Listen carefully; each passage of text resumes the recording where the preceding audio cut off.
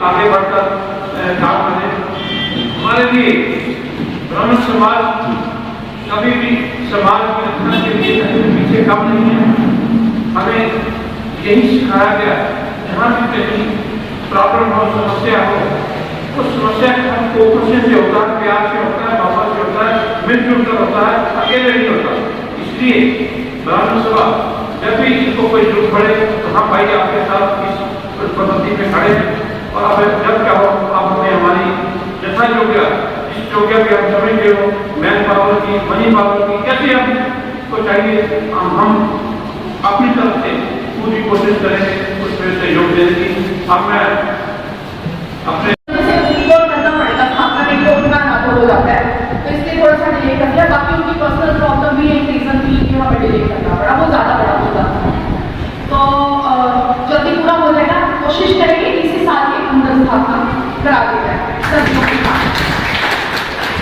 मैं लिम्पी के ऊपर जो बीमारी के ऊपर आज इतना कुछ डिस्कस हुआ, यहाँ पर एक बैठक आयोजित की गई ब्राह्मण सभा के बैनर पर, क्या कुछ कहना चाहोगे? आप भी यहाँ पर पार्टिसिपेट किया, क्या कुछ देखा आपने, सुना?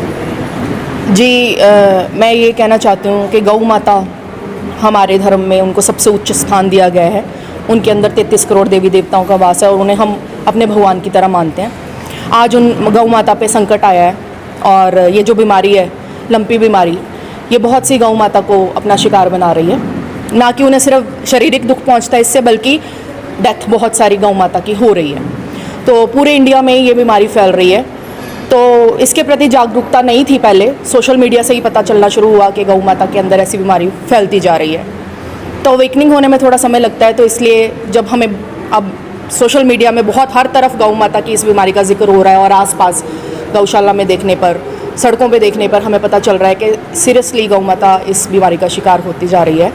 तो हमने अब ब्राह्मण सभा जिनके साथ मैं जुड़ी हुई हूँ, इनके साथ एसोसिएशन करके मैंने आज का ये जो प्रयास शुरू किया है, इसमें मैंने इनके साथ मिलकर ये प्रयास करने की कोशिश की है आज कि हम जिस कंपनी से मैं, जिस परिवार से बिलोंग करती हूँ, जिस कंपनी में हेड हूँ, हम पर्सनली गौ माता के लिए या गौशाला या जिनके ये रिप्रेजेंटेटिव हैं विजेता जी, उनके लिए जिस तरह का भी हेल्प हो सकती है, फाइनेंशियल हेल्प, मटेरियल हेल्प, डॉक्टरी हेल्प, मेडिकल हेल्प, वो हम प्रोवाइड करवाएंगे।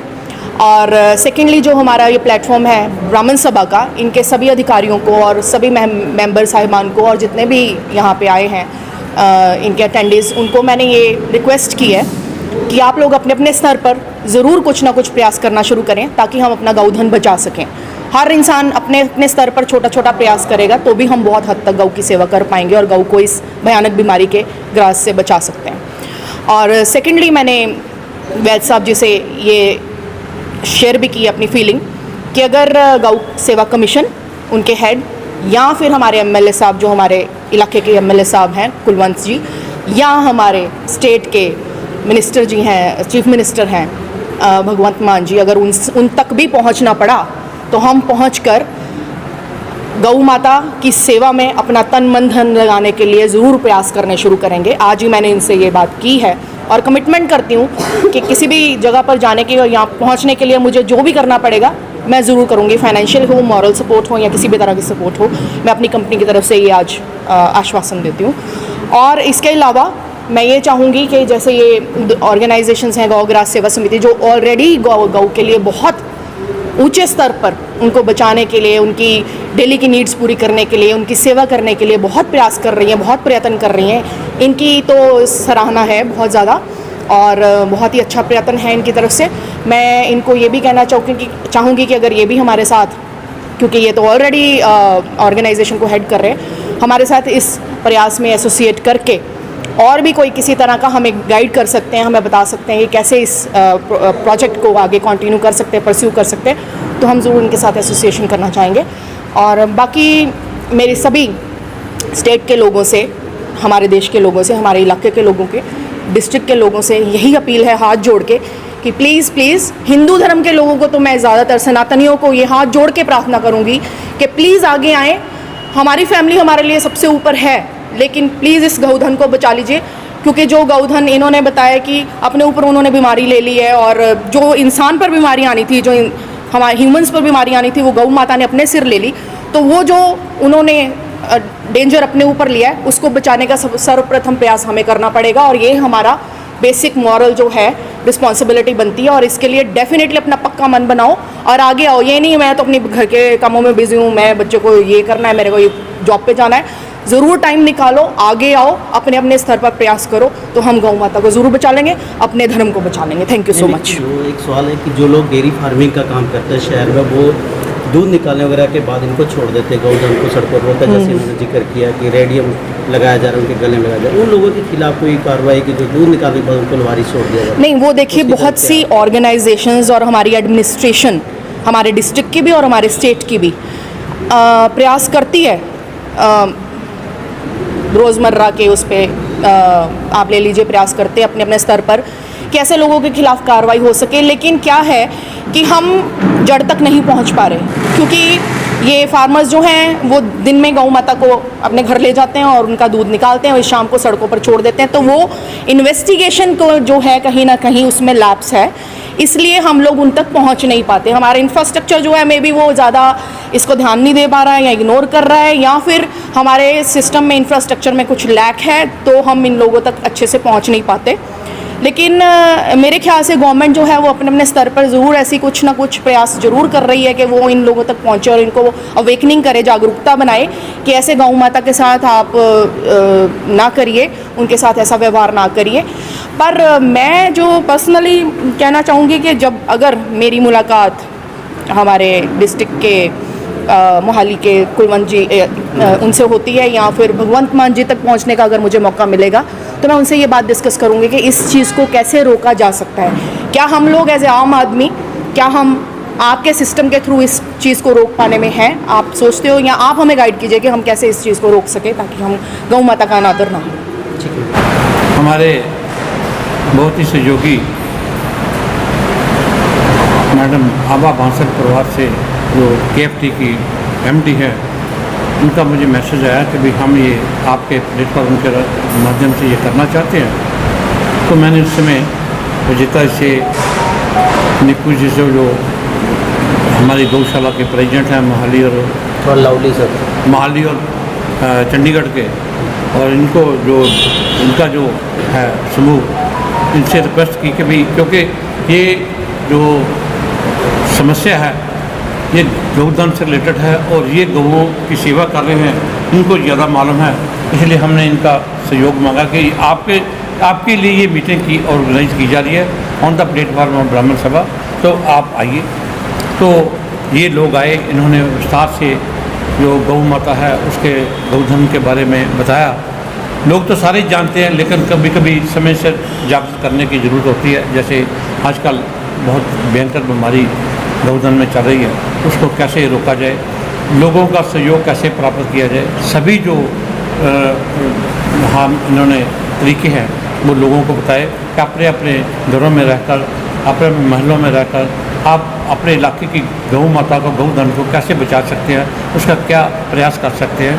तो सभी ने उनकी प्रशंसा की, इनकी की और हमारे निकू जी की उन्होंने बताया।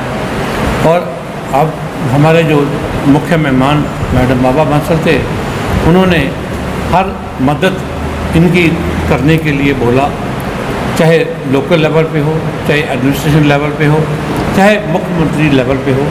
उसके लिए उन्होंने ब्राह्मण सभा को एक माध्यम बनाया है कि आप आगे आइए, इनको साथ जोड़िए, लोगों को साथ जोड़िए और मुझे लेकर हम ये सारा जो इनका सेटअप है इनको सहयोग करेंगे। उसके लिए हम जो उन्होंने हमें मार्गदर्शन दिया है ब्राह्मण सभा को, हम उसके अकॉर्डिंगली जो है वो धीरे धीरे प्रयास करेंगे लोगों को जोड़ने के लिए, लोगों को जागरूक करने के लिए। और मैंने अभी विजेता जी को रिक्वेस्ट किया कि एक जो आपकी गौशाला की कापी है वो हमें दे दीजिए, क्योंकि हम अपनी ब्राह्मण सभा की पर्ची भी तो काट नहीं सकते, तो इनकी पर्ची काट कर जो इनका धन बनेगा, इकट्ठा होगा, हम इनको उस गौ माता की सेवा के लिए पहुँचा दिया करेंगे। ये स्टार्टिंग प्रयास है।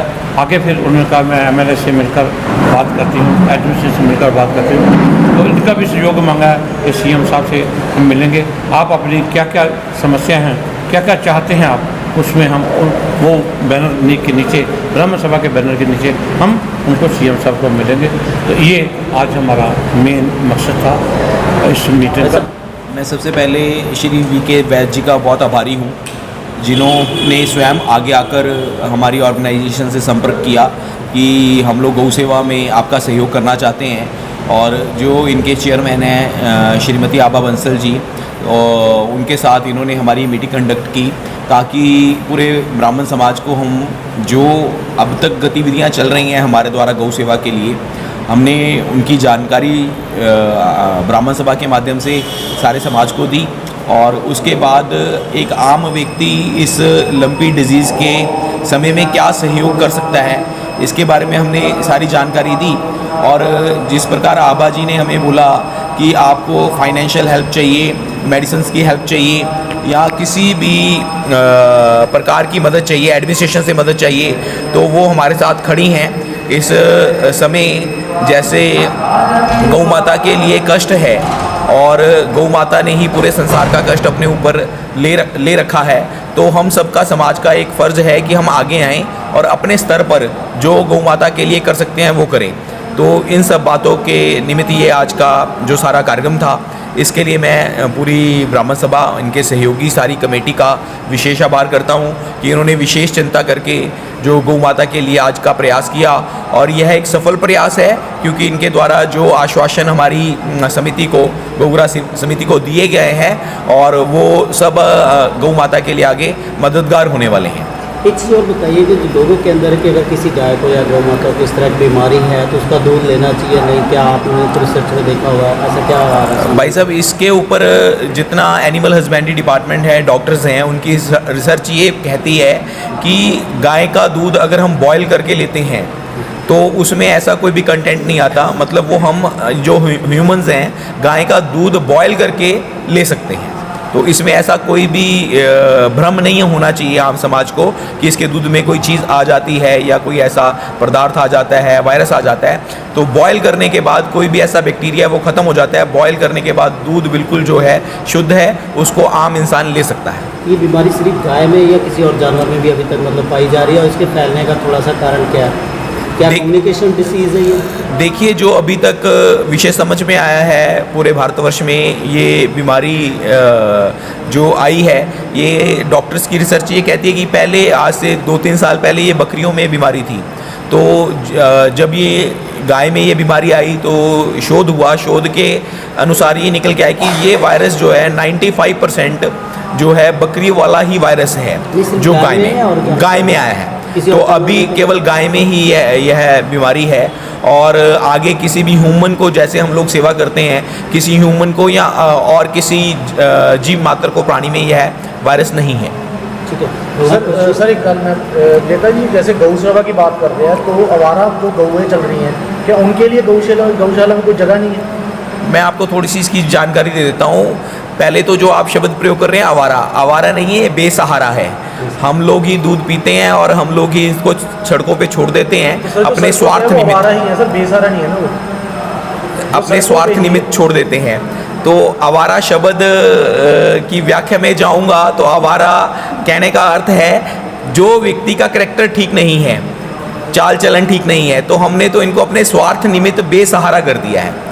और दूसरा विषय जो आपने रखा कि पूरे पंजाब भर में मैं गौ सेवा का काम देखता हूँ और 512 रजिस्टर्ड गौशालाएं हैं।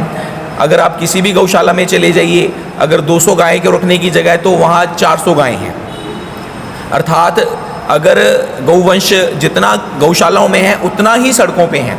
अगर इसकी डीप जानकारी के लिए जाएं तो 70 के दशक में जो विदेशी सीमन आया था, विदेशी सीमन के कारण जो हमारी इंडियन ब्रीड थी, हमारी यहाँ की शुद्ध गौ माता थी, उसमें यह सीमन इंजेक्ट किया गया, जिसके कारण जो ब्रीड तैयार हुई, HF जर्सी तैयार हुई।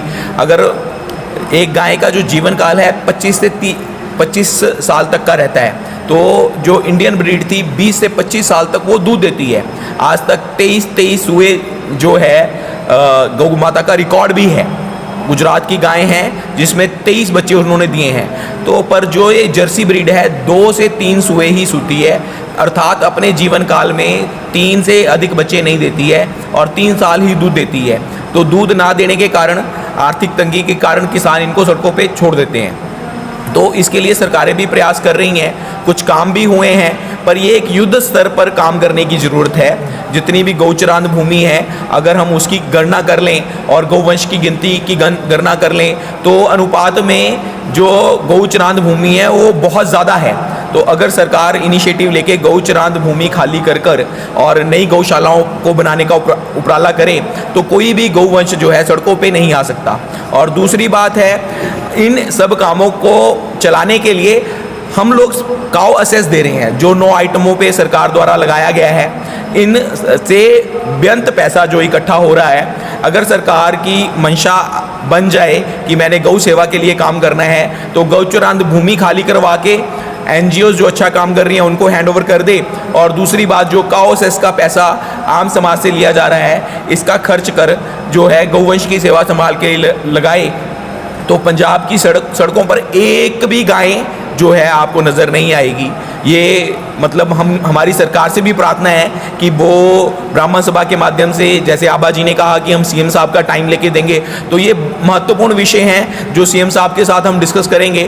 तो मेरे को उम्मीद भी है, नई सरकार आई है तो नए तरीके से उन्होंने काम करना शुरू किया है और गौ सेवा के विषय में निश्चित ही वो पॉजिटिव काम करेंगे ताकि ये जो बेसहारा गौवंश है इनको शेल्टर मिल सके। सर कई बार मैंने खुद भी काफ़ी बार कॉल की है, लंपी डिसीज़ के कारण भी, बाकी कई बार गौ पे इफेक्टेड हो जाए या किसी को चोट लगी है, NGOs की गाड़ी भी नहीं पहुंचती और म्यूनसिपल कॉर्पोरेशन की गाड़ी भी नहीं पहुंचती है। और अगर कॉर्पोरेशन की गाड़ी पहुंचती है तो इतनी उसकी हालत ऐसी है कि गऊ को अगर क्या कहते हैं उसको उठाना पड़े तो वो उठा नहीं सकती। उसके लिए आप क्या कहोगे कि तो ये क्यों नहीं है, इसके ऊपर कंसंट्रेट क्यों नहीं किया जा रहा? मैं आपको ये भी जानकारी दे देता हूँ, जो मोहाली कॉरपोरेशन है उनके पास एक ही कैटल कैचर ट्रॉला है जो काफ़ी समय से पहले खस्ता हालत में था। फिर समय समय पर जिस प्रकार हम एडमिनिस्ट्रेशन से मिलते हैं तो वो उनको रिपेयर करा के चलाने का काम करते हैं।